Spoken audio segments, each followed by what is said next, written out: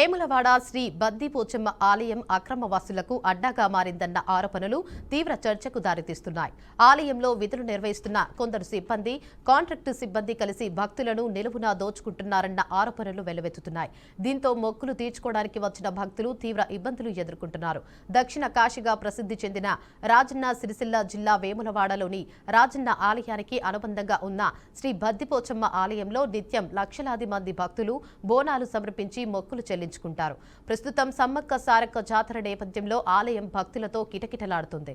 ఇక ఈ రద్దీని అదునుగా తీసుకొని కొందరు అక్రమంగా డబ్బులు వసూలు చేస్తున్నారని భక్తులు ఆరోపిస్తున్నారు.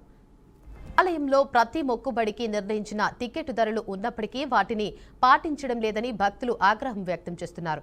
బోనం పెట్టుకోవడానికి అధికారికంగా 30 రూపాయల టికెట్ ఉండగా టికెట్ ఇవ్వకుండా 50 నుంచి 200 రూపాయల వరకు వసూలు చేస్తున్నట్లు ఆరోపణలు వినిపిస్తున్నాయి.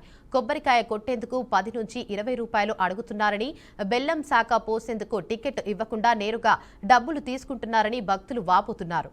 ఆలయంలో సీసీ కెమెరాలు ఉన్నప్పటికీ ఎవరు ఏమి చేసినా అడిగేవారు లేరన్న భావన నెలకొందని భక్తులు అంటున్నారు. అధికారులకు ఫిర్యాదు చేసినా ఎలాంటి చర్యలు తీసుకోవడం లేదని, అక్రమ వసూలు బహిరంగంగానే జరుగుతున్నాయని భక్తులు ఆరోపిస్తున్నారు. ఆలయంలో సౌకర్యాలు లేకపోవడంతో పిల్లలు, వృద్ధులు తీవ్ర ఇబ్బందులు పడుతున్నారని భక్తులు తెలిపారు. డబ్బులు ఇవ్వకపోతే దుర్భాషలాడుతున్నారని, గతంలో భక్తులపై దాడుల ఘటనలు జరిగినా వాటిని అధికారులు కప్పిపుచ్చినట్లు సమాచారం. ఇక ఈ అక్రమ వసూళ్ల వెనుక కేవలం కాంట్రాక్టు సిబ్బందే ఉన్నారా, లేక ఆలయ అధికారుల పాత్ర కూడా ఉందా అనే అనుమానాలు భక్తుల్లో వ్యక్తమవుతున్నాయి. నెలల తరబడి ఉన్నతాధికారులకు ముడుపులు చెల్లిస్తున్నారన్న ఆరోపణలు కూడా వినిపిస్తున్నట్లు సమాచారం.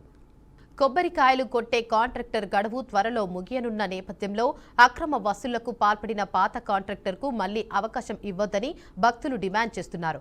ఇప్పటికైనా దేవాదాయ శాఖ ఉన్నతాధికారులు స్పందించి పూర్తిస్థాయి విచారణ చేపట్టి అక్రమ వసూళ్లకు పాల్పడుతున్న కాంట్రాక్టర్లు, సిబ్బందిపై కఠిన చర్యలు తీసుకోవాలని భక్తులు కోరుతున్నారు.